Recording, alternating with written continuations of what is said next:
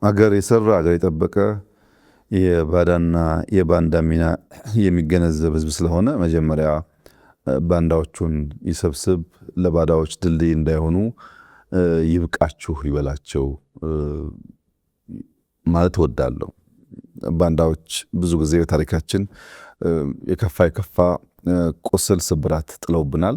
እነዚያን በቃችሁ ብሎ መምከር፣ መገሰጽ፣ መመለስ ይጠበቅበታል። ለባዳዎች ድልድይ ሆነው ጥፋት እንዳያመጡ የበኩሉ ሚና እንዲጫወት አደራ ማለት እፈልጋለሁ። ከዚያ በተጨማሪ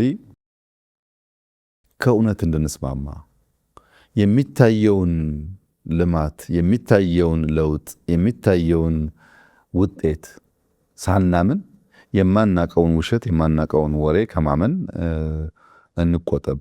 ከምናየው አይበልጥም የምንሰማውና የምናየውን በሚያጸና በሚያሳድግ መንገድ መሄድ ይመረጣል። ከፈጠራ ወሬ መሰብሰብ ያስፈልጋል። ፈጠራ ወሬ የሚከፋፍል ነው። ፈጠራ ወሬ የሚያዳክም ነው፣ ጉልበት የሚበላ ነው እና ለወሬ ቦታ ሳንሰጥ ታሪካችንን በእውነት ዛሬንም በእውነት ነገንም በእውነት ለመስራት ጥረት የምናደርግ ብንሆን በከንቱ ውዳሴ ለሚሸነግሉ አንደኛ አማራ ነኝ፣ አንደኛ ኦሮሞ ነኝ፣ ካለኔ አማራ፣ ካለኔ ኦሮሞ፣ ካለኔ ጥቅም የሚሉ ሰዎች በተጨባጭ ስራ የማያውቁ፣ ተቋም የማያውቁ፣ ኃላፊነት የማያውቁ እንዲሁ ዝም ብሎ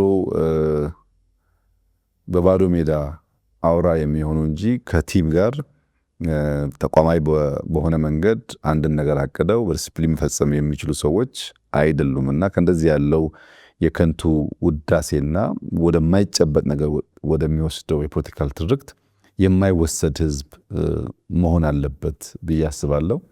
ትናንትና አክሱምን ስንገነባ፣ ፋሲልን ስንገነባ፣ ላሊበላን ስንገነባ፣ ኢትዮጵያን በአዲስ መንገድ ስናንጽ ምንም ጥርጥር የለውም ተደምረን ያደረግነው። ከመደመር ውጭ የተሰራ ፋሲል፣ የተሰራ አክሱም የለም። እያንዳንዱ ህዝብ የደም ጠብታ ድምር ውጤት ነው ኢትዮጵያ ውስጥ የምናየውን ነገር የፈጠረው። አሁንም መፍትሄው መደመር ነው። ትላንት ተደምረን ታሪክ ሰርተናል። አሁን ተደምረን ያሉብንን መከራዎች፣ ችግሮች ተሻግረን የተሻለች ኢትዮጵያን መፍጠር እንችላለን። ህዝቡ በትልቅነቱ፣ በታሪኩ፣ በእውቀቱ ልክ ሚናውን መጫወት አለበት ብዬ አስባለሁ።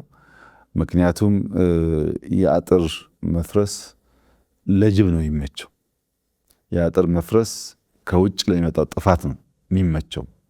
የልብ መራራቅ ለጠላት ያመቻል። ተቀራርበን፣ ተወያይተን፣ ተመካክረን፣ ተጋግዘን አንዱ የአንዱን ስብራት፣ አንዱ የአንዱን ድካም ጠግኖ ኢትዮጵያን ብንሰራት ለእኛም ሌሎችም መትረፍ የምትችል ሀገር ስለሆነች ልዩነትን በማቀንቀን፣ ጥላቻን በማቀንቀን፣ ጥፋትን በማቀንቀን የሚገነባ ሀገር የለም።